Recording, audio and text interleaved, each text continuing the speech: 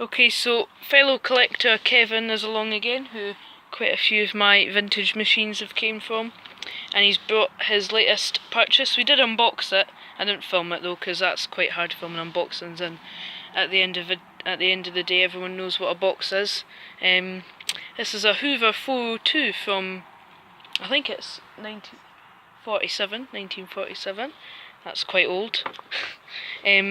So we're just going to show you around it today, show you it working.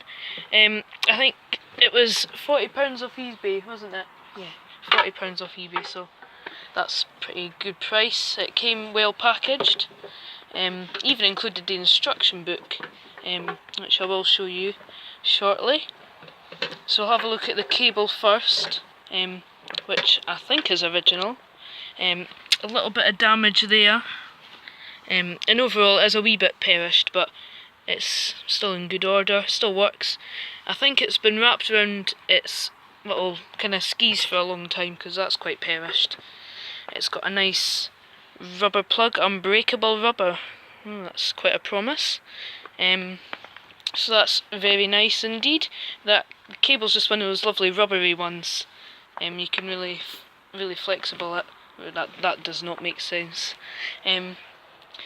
There's a on-off switch on the handle, and it says on and off. On the back we've got the blower port where you can screw the hose in. Just a quick guide around the machine. It's got quite an industrial finish to it. I certainly think the 612 is much smarter. That's a very strong spring there. Here's the front cover. It reminds me of one of those Electrolux cylinders that's a rectangle. Inside, I thought there should be some kind of cloth bag in it or something, but this is like a canvas almost over where the air goes, so that's all you've got. To empty, the instruction book points out this dirt ejector, which doesn't work very well. So if any of you can tell me, is this how it works? Because me and Kevin are both struggling to figure it out, then please let me know.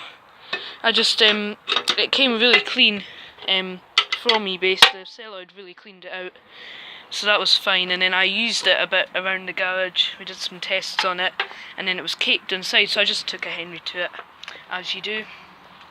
Underneath, I will show you underneath. Kevin can date it, so because of the book, so that'll happen at some point. The Hoover cylinder cleaner model 402. It's got the royal appointment to King George the VI, that says. Made by Hoover Limited, Great Britain. So, very nice indeed. So I will now show you the tools that came with it. One or two missing, I believe, but apart from that, it's nice. So I'll just chuck that to one side. So here's the tools that came with. We've got a little upholstery tool, which is actually quite effective. We tried that on a stool. We've got the carpet brush with quite a nice brush, standard affair from a vintage Hoover really. We have a floor brush, which somebody has used on carpet because it's full of fluff. It's a wee bit frayed there, but maybe it'll even out in time. We've got two tubes. One of them's in pretty good condition, but the other one's taken a lot of wear. I reckon that it's sat like that for its life and been scraped under tables and stuff. Then we've got the bend, which is nice and shiny, and the hose. It's airtight, we did check. And then we've got the Hoover cylinder cleaner instruction book. Now it's not in the best condition, but we'll have a wee flick through it. So it shows everything it should come with there. Crevice tool, dust and brush we do not have. Apart from that, we've got everything else, so that's nice. Now I'm not going to read it all. Maybe one day we will have a video of me reading through it with some nice lemon water, because that's good for reading. So it shows you how to use rugs and carpets, clinging litter. What do you do for clinging litter? If threads, cottons and other litters adhere to the pile, lower the extension tube slightly so the brush behind the carpet can remove them. Okay, so you're supposed to kind of scrub the floor a bit. That's quite clever. Under low furniture, the carpet nozzle in the manner demonstrated. Yep, you got all the pictures, fittings, curtains, fabrics, because this was Hoover's first cylinder, I'm told. You see, that's quite sad. You can, to aviate and fluff up the feathers and pillows, convert the cleaner to for blowing. So you're supposed to cut a hole in your pillow, aviate the feathers and stitch it up again. That's quite funny.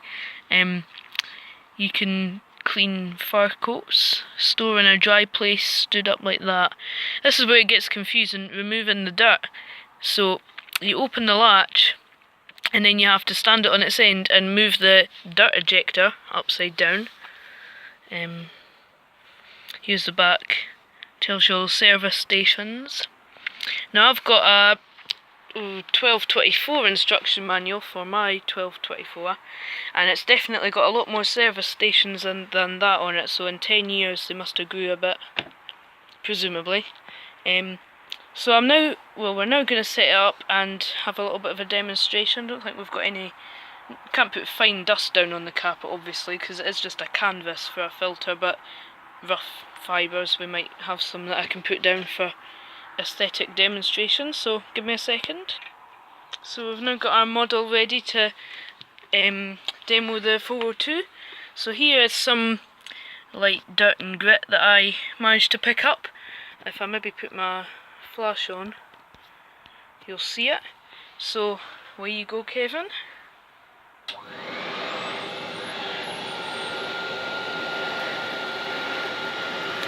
You can hear how quiet the motor is.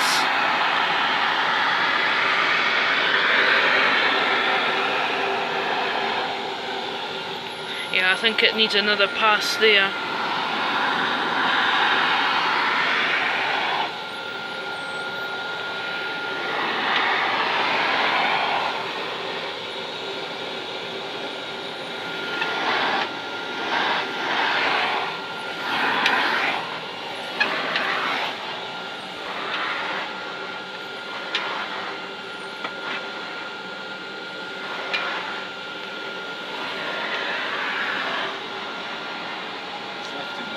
Yeah.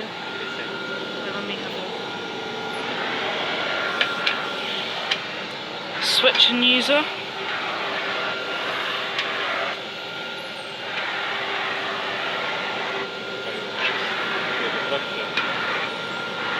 You'll see that it lifts the pile where the lint brush is. You can see it there.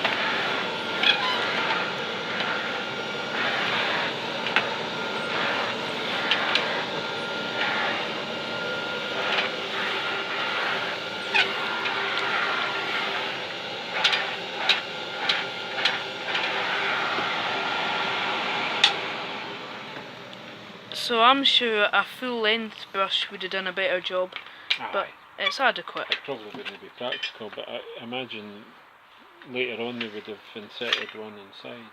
Yeah. Anyway, that's a very lovely cleaner.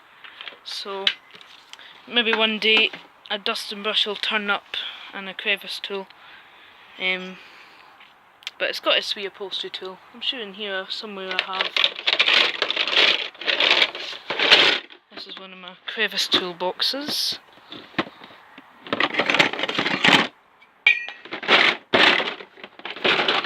Exactly what I was looking for.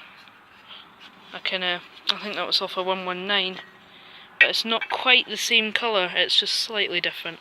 But anyway, thank you for watching. Maybe you'll see this again in future, and see you later.